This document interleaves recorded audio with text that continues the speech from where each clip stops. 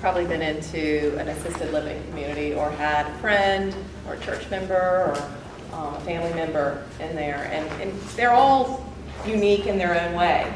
A lot of people, of course, when they leave their home, do the stages and they'll go to independent living.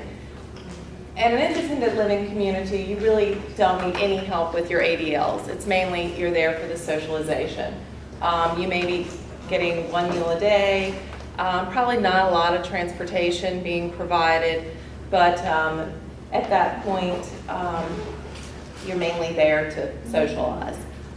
Once you do need help with your ADLs, that's where I step in. I work for assisted living, Atria, which is in Buckhead. Like I said, we have 5 of them.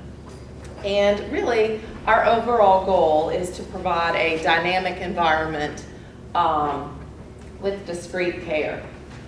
We do also try to offer over 200 activities a month. We also provide all of their transportation. We bring personal trainers in to help them stay fit. We have fitness classes twice a day with geriatric trainers coming in. We provide 3 meals a day compared to an independent living that usually provides 1 or 2 meals a day. So at that point, they do not have to worry about grocery shopping. They don't have to worry about where nutrition-wise. That's a lot of the main reason most people come in is due to nutrition. It also is due to socialization.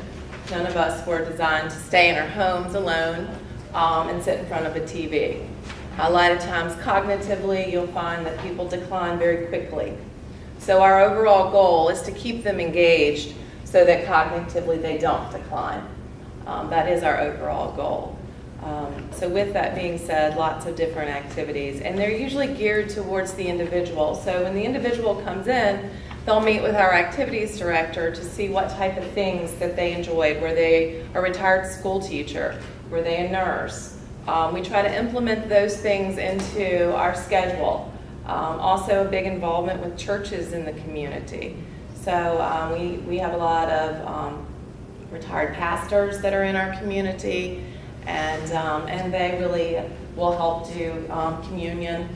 They'll do lots of different speeches within our community. But everybody gets their own personalized apartment.